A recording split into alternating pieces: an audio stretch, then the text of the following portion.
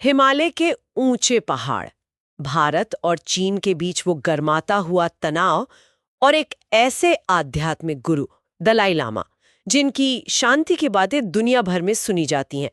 ये सब आपस में जुड़े कैसे हैं? आज हम इसी उलझे हुए ताने बाने पर थोड़ी गहराई से बात करेंगे। भारत, चीन, तिब्बत और सबसे अहम दलाई लामा की विरासत का आगे क्या होगा। हमारे पास जो जियोपॉलिटिकल एनालिसिस है, हम उसी के जरिए इसे समझने की कोशिश करेंगे। हमारा मकसद बिल्कुल साफ है, इस मुश्किल मुद्दे की जड़ तक पहुंचना, इसमें भारत कहां खड़ा है ये देखना, और वो सबसे बड़ा सवाल कि दलाई लामा के बाद कौन। तो चलिए शुरू करते हैं। अच्छा, तो पहले थोड़ा सा इतिहास समझ लेना जरूरी है ना। तिब्बत एक जमाने में अपनी एक अलग पहचान रखता था, एक संप्रभु इलाके जैसा। पर 1950 में चीनी सेना वहां दाखिल हुई और फिर 1951 में वो 17 सूत्रीय समझौता हुआ, जिसके बाद हालात बिल्कुल बदल गए। हाँ बिल्कुल, उस समझौते ने कहने को तो स्वायत्तता दी, पर हकीकत में चीन का कंट्रोल बढ़ता ही गया। और इसी का नतीजा था वो 1959 का ल्हासा विद्रोह। चीन ने उससे बहुत सख्ती से दबाया और तभी 14वें दलाई लामा को भारत आना पड़ा, शरण लेनी पड़ी। धर्मशाला तब से आप कह सकते हैं निर्वासित तिब्बती सरकार का एक केंद्र बन गया। और देखिए, इस एक घटना ने भारत चीन रिश्तों में एक ऐसी गांठ डाल दी जो आज तक महसूस होती है। 1962 की लड़ाई में भी इसका एक एंगल था। हाँ, और तिब्बत का मुद्दा आज भी भारत चीन के बीच एक बहुत सेंसिटिव पॉइंट है।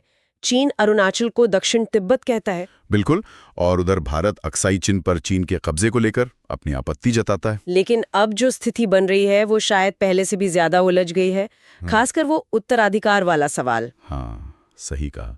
अभी दलाई लामा 89 वर्ष के हैं। उनके बाद तिब्बती बौद्ध धर्म का नेतृत्व कौन करेगा, ये सवाल अब सिर्फ धार्मिक नहीं रहा। नहीं, बिल्कुल नहीं।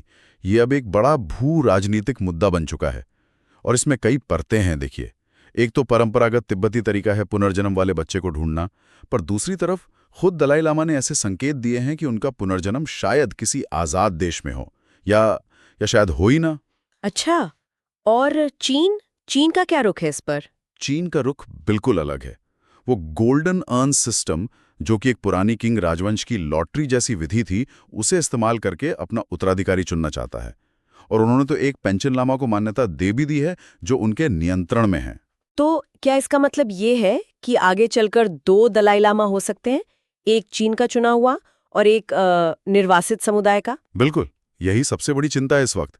और सोचिए, ये सिर्फ तिब्बती बौद्ध धर्म का बंटवारा नहीं होगा, ये दुनिया के मंच पर दो विचारधाराओं का टकराव बन सकता है। एक बीजिंग के कंट्रोल वाला, दूसरा आज़ादी का हिमायती। इससे एक बहुत गहरा धार्मिक और जाहिर है भू राजनीतिक संकट खड़ा हो सकता है। भारत के लिए तो ये स्थिति और भी मुश्किल हो जाती होगी।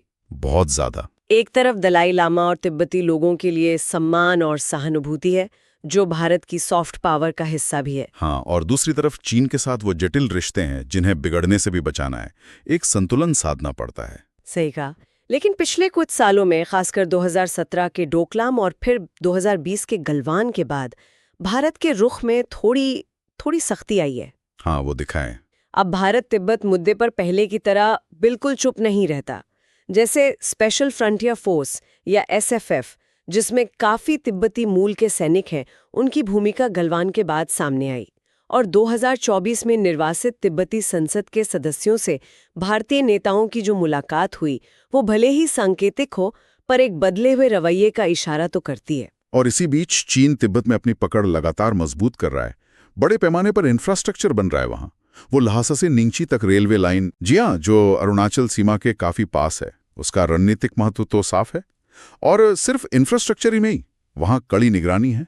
कथित री एजुकेशन कैंप्स की खबरें आती हैं और तिब्बती भाषा और संस्कृति को पीछे धकेलने की कोशिशें भी हो रही हैं। लक्ष्य स्पष्ट है, तिब्बत पर पूरा नियंत्रण और उसकी जो अपनी खास पहचान है, उसे धीरे धीरे चीनी ढांचे में ढाल देना। ये तिब्बती संस्कृति के लिए वाकई एक चिंता की बात है। दुनिया भर में देखें तो दलाई लामा आज भी एक बहुत सम्मानित आवाज है, लेकिन चीन का जो आर्थिक दबदबा बढ़ा है, उसके कारण कई देश अब उनसे सीधे तौर पर मिलने से कतराते हैं। ये हकीकत है। चीन का प्रभाव बड़ा है, लेकिन वहीं दूसरी तरफ भारत अपनी बौद्ध कूटनीति को फिर से ताकत देने की कोशिश कर रहा है। बौद्ध कूटनीति मतलब जो हमारी साझा बौद्ध विरासत है, उसके जरिए पड़ोसी देशों और दक्षिण पूर्व एशिया के साथ रिश्ते मजबूत करना। आगे चलकर टकराव के कई बिंदु दिख सकते हैं। देखिए, एक तो उत्तराधिकार पर सीधा टकराव हो सकता है। भारत की प्रतिक्रिया क्या होगी, यह अहम होगा। फिर तिब्बती युवाओं का आंदोलन है जो अब तकनीक का भी इस्तेमाल कर रहा है, और हिमालय के इलाके में हाइब्रिड वॉरफेयर की आशंका भी है। मतलब सेना, साइबर, सूचना, सबका मिलाजुला रूप। तो कुल मिलाकर इसका निचोड़ क्या है? तिब्बत सिर्फ जमीन का एक टुकड़ा नहीं है, बल्कि एक विचार है, आध्यात्मिक आजादी का, सांस्कृतिक पहचान का। बिल्कुल। दलाई लामा की जो विरासत है वो चीन के लिए एक लगातार चुनौती बनी हुई है, और भारत के लिए ये सॉफ्ट पावर का एक स्रोत है। सही कहा। हिमालय के इस जियोपॉलिटिकल चेस बोर्ड पर दुनिया की नजरें तो बनी रहेंगी। तिब्बत की कहानी का अगला पन्ना अभी लिखा जाना है। और हाँ, श्रोताओं के लिए एक सवाल छोड़ जाते हैं। दलाई लामा के उत्तराधिकार का ये मुद्दा, चाहे इसका कोई हल निकले या ये ऐसे ही चलता रहे, आने वाले दशक में भारत और चीन के रिश्तों को आखिर किस दिशा में मोड़ेगा? क्या ये टकराव को और गहरा करेगा, या फिर बातचीत का कोई नया अनसोचा रास्ता खुलेगा?